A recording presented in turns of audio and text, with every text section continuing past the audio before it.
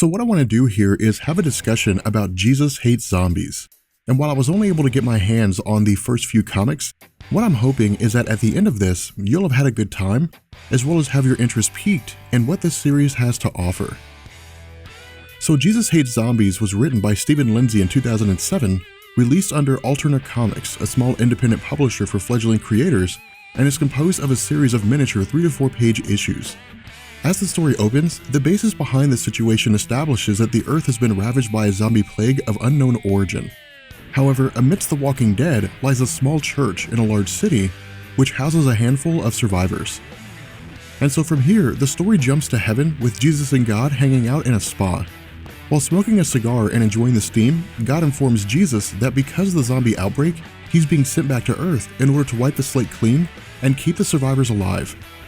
Because he's been isolated to heaven for so long without the opportunity to crack some skulls, Jesus jumps for joy at the idea of returning to Earth.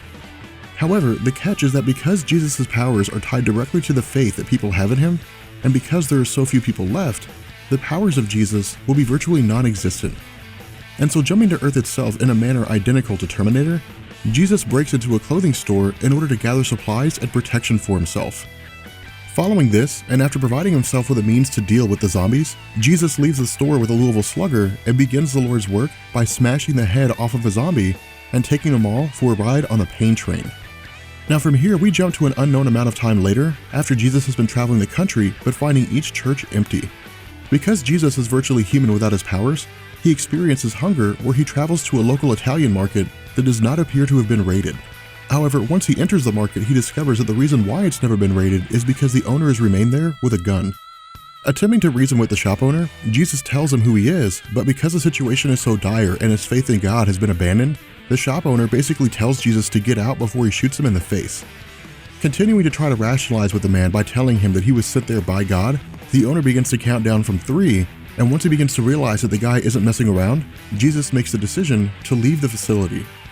Transitioning to Whispering Pines Rest Home, after having been on the move for 4 days with no rest, Jesus decides to use it as a place to catch some sleep in order to make his next decisions with a clear head. Because the building appears completely vacant, the initial idea is that the elderly who had lived there died somewhere along the line and their bodies were likely disposed of. However, after hearing music coming from the dancing hall, Jesus enters where he discovers that the elderly are all zombies and are dancing to the sound of music. Putting out a cigarette and putting boots to asses, Jesus uses a meat cleaver on the deceased geriatrics and puts them down for the count. After clearing the room, Jesus comments on how much fight the old people had in them and goes as far as lamenting the fact that back in his day, living to 40 years was considered old. And so as this collection of comics comes to an end, Jesus takes the knife to the record player, destroying it in the process and rejoicing at the fact that there's finally some peace and quiet. With that being said, I know this was a short video, guys, but I can only get my hands on a couple of comics, but I love this story. It was absolutely hilarious. Watching Jesus travel around the world killing zombies is amazing. And I will catch you guys later. Peace.